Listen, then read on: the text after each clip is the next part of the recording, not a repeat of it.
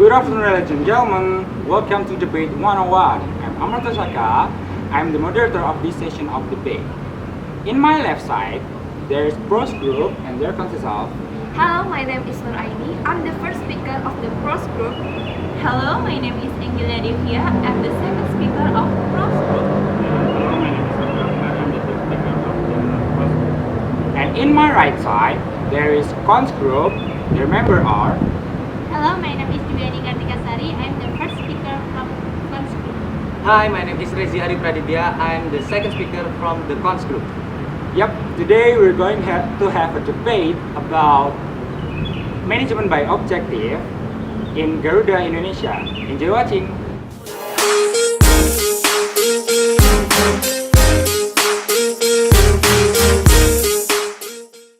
Management by objective or management by result is a management model that aims to improve performance organization by clearly defining objectives that are agreed to by both management and employee. According to this theory, setting a goal and objective can create a better commitment and participation among the employee.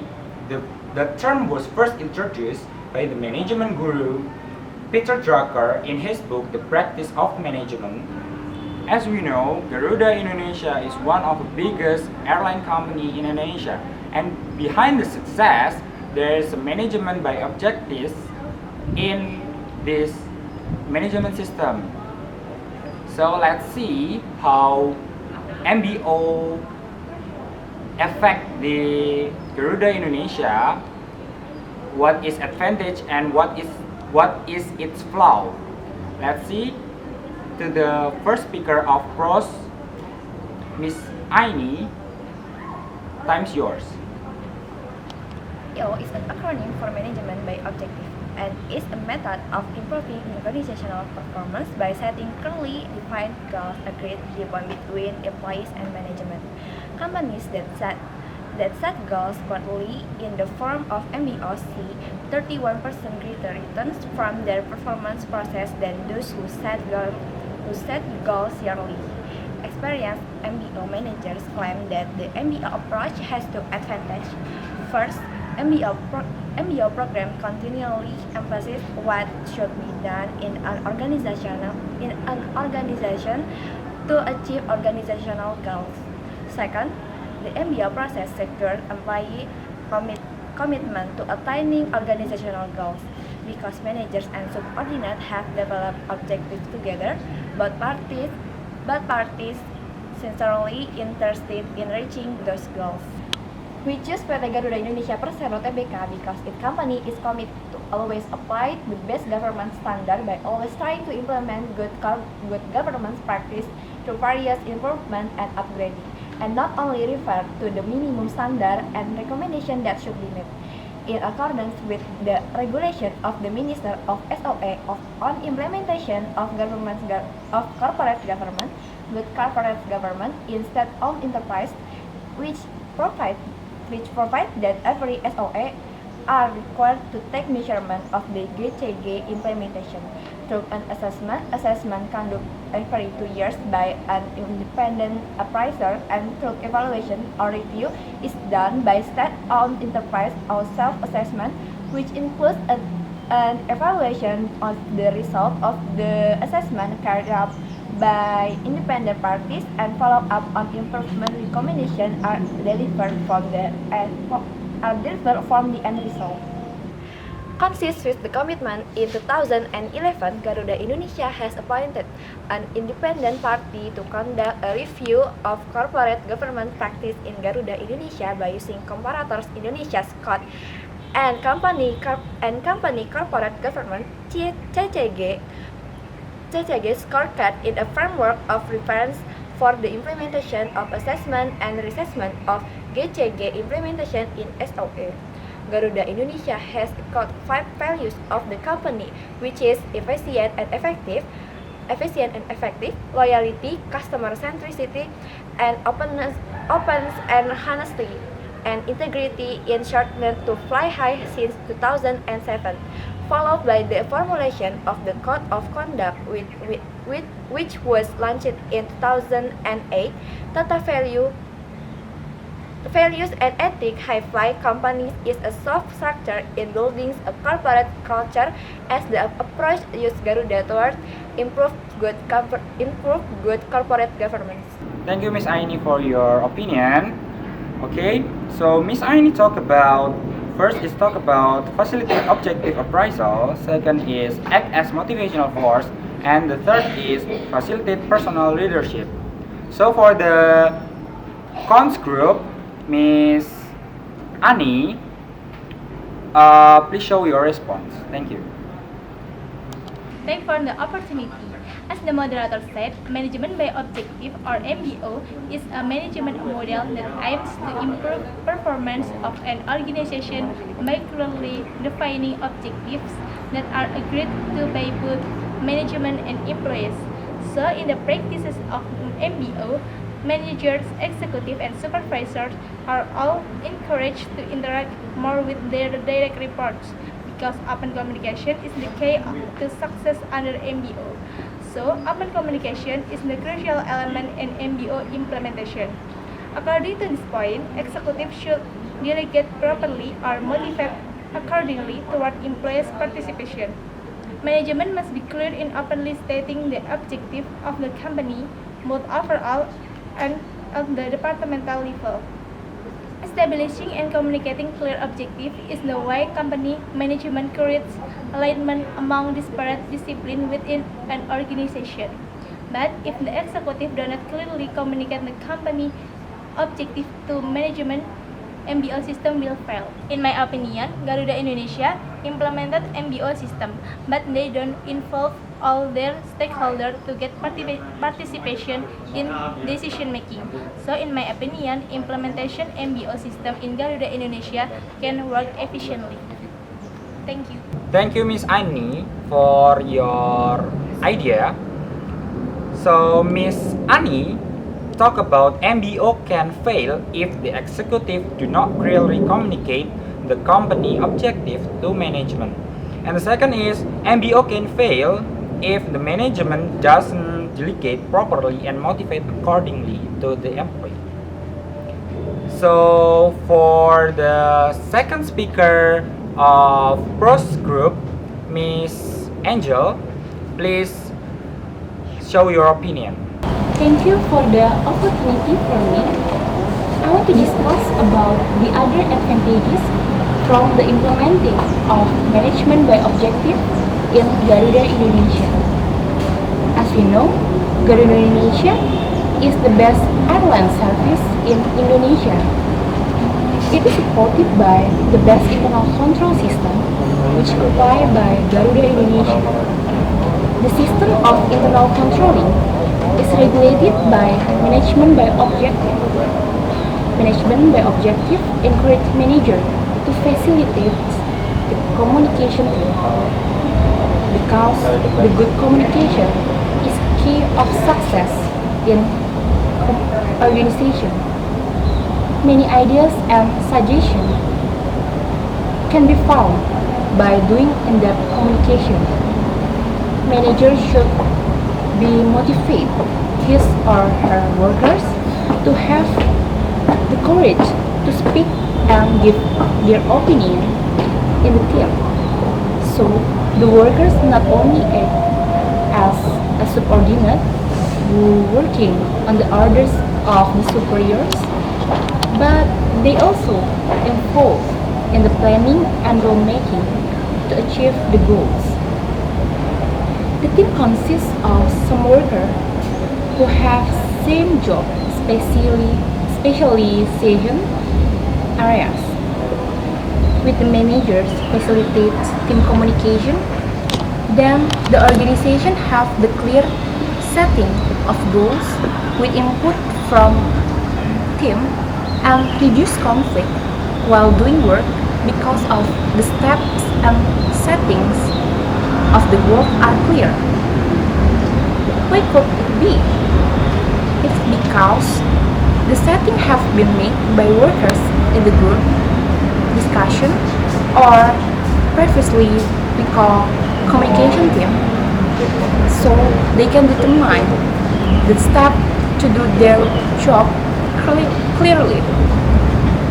In this case, manager act as controller or rulemaking activities, and if there is disagreement between workers in the current rulemaking activities, then the manager act as a moderator. Thank you, Miss Angel, for your opinion. Okay, so Miss Angel talk about facilitate team communication and reduce conflict, and the last is clear setting goal with input from the team. Now for the second speaker of cons, Mr. Ari, please show your response. Okay, thank you. Group goal achievement is more difficult when the goals of one department depend on goals of another department. Cohesion is more difficult to obtain. For example, the production department and supply department. The production cannot produce a set of quota if it is not sufficiently supplied with the raw materials and personnel. Okay, I had the objection to Miss Angel about the clear setting of goals with input from the team. Some employees do not want to be held responsible and goals forced upon them, and usually companies tend to raise their goal higher. Objection to statement about reduce conflict. If employee cannot get full support from top management, employee with some area or some same target will compete with each other and cannot be cooperative. Thank you. Thank you, Mr. Ari, for your response. So Mr. Ari was talking about MBO develop conflicting objective, and the second is MBO problem related to goal setting, which is goal must be mutually agreeable, and if not, that MBO can all fall apart when the goals are considered to be too rigid or too difficult to get. And okay, for the next speaker is Mr. Satrio from the pros group. Mr. Satrio, time's yours. I think one advantage of the MBO is MBO can facilitate effective planning and control. It can be easy for them to manage planning and control with objectives. The objective will be the indicator for the company and measuring how effective the organization management works. And planning is made by arrange any point of objective that are clear and achievable, while controlling refers to the objective that have been met. With the system, I think all aspects and elements of a company, from bottom to top, know their role in achieving management's objective. They know measurement of how far they reach the goals, whether they succeed or not according to the established standard. It will make the planning and controlling more effective if conducted regularly and simultaneously. MBO will make relationship between objectives as the part of planning and evaluation as the part of the controlling becomes stronger and more related, because the objectives serve as a guideline for management and they provide necessary information for conducting good controlling activities. I think we can make a comparison with management by routines. Yeah, management by routine seems less effective on conducting management function because the measurement for evaluation is too broad and unspecific. Employee is given a description of main object without knowing what exactly that they have to do. But manager and subordinates will be hard to measure their progress on reaching management goals. We can see the effectiveness on Garuda Indonesia, an airline company of Indonesia that applies management by objective. Garuda Indonesia set their employee to know company objective by telling them each role of achieving goals. They told the specific objectives for individuals, such as how steward and stewardess behave in front of customer, or how long the pilot and co-pilot fly, what route and how many flight a day. The information is told clearly and detailed. It will make management more effective and evaluate their performance better. I think. Thank you, Mr. Satrio, for your opinion. So, Mr. Satrio was talk about develop result-oriented philosophy. Second is raise employee morale, and the third is facilitate effective planning and control. So for the second speaker of Cons Group, Mr. Ari, please show your response. Thank you. I have the objection to Mr. Satrio about the MBO can raise the employee morale. Management by objective may be resented by subordinates. They may be under pressure to get along with the management when they setting goals and objectives unrealistically high. This may lower their morale and they become suspicious about the implementation behind the MBO.